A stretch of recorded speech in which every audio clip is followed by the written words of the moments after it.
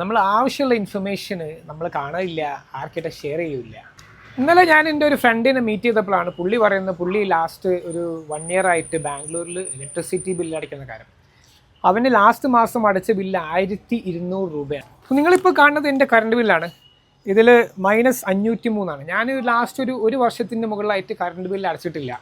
Karnataka government ഈ scheme announce ചെയ്തപ്പോൾ തന്നെ ഞാൻ എന്താക്കി, ഈ പ്ലാനിൽ പോയിട്ട് രജിസ്റ്റർ ചെയ്തു. ഇത് വളരെ സിമ്പിളാണ്. നിങ്ങളെ റെൻ്റൽ അഗ്രിമെൻറ്റ്, നിങ്ങളെ ഇലക്ട്രിസിറ്റി ബില്ല്, നിങ്ങളെ ഓണറിൻ്റെ ഒഫീഷ്യൽ ID, ആധാർ കാർഡോ പാൻ കാർഡോ വെച്ചിട്ട് നിങ്ങൾക്ക് ഇപ്പോഴും ഇത് ലിങ്ക് ചെയ്യാം. കുറേ ആൾക്കാർക്ക് അറിയില്ല ഇത് ഇപ്പോഴും ആക്റ്റീവ് ആണെന്ന്. അപ്പോൾ എൻ്റെ ഫ്രണ്ട് ലാസ്റ്റ് ഒരു 6 മാസമായിട്ട് ആവറേജ് 800 റുപ്പീസ് കറണ്ട് ബില്ല് അടയ്ക്കുന്നുണ്ട്. അവന് യൂണിറ്റ് ഞാൻ നോക്കിയപ്പോൾ 180 യൂണിറ്റ്സിന് താഴെയാണ്. പക്ഷേ പ്രശ്നം എന്താ വെച്ച് കഴിഞ്ഞാൽ ചില ബിൽഡിങ്ങുകൾ പഴയതായിരിക്കും. അപ്പോൾ അവിടുത്തെ ഇലക്ട്രിസിറ്റി ബില്ല്, വയറിംഗ് ഒക്കെ പഴയതായത് കാരണം ബില്ല് ഭയങ്കര കൂടുതലായിരിക്കും. അപ്പോൾ ഇനി അതിനൊന്നും നിൽക്കണ്ട, നിങ്ങൾ ഇന്ന് തന്നെ പോയിട്ട് രജിസ്റ്റർ ചെയ്യുക. കർണാടകൻ്റെ ഒഫീഷ്യൽ സേവാ കേന്ദ്രയിലൊക്കെ പോയിട്ട് കഴിഞ്ഞാൽ നിങ്ങൾക്ക് രജിസ്റ്റർ ചെയ്യാൻ പറ്റും. ഒരു 10-15 മിനിറ്റ് എടുക്കുകയുള്ളൂ കാര്യം ചെയ്യാൻ. അപ്പോൾ ഇങ്ങനെയുള്ള വീഡിയോസ് പുതുതായിട്ട് ബാംഗ്ലൂരിലേക്ക് വരുന്ന ആൾക്കാർക്കും ഇത് അറിയാത്ത ആൾക്കാർക്കൊക്കെ ഒന്ന് ഷെയർ ചെയ്യുക.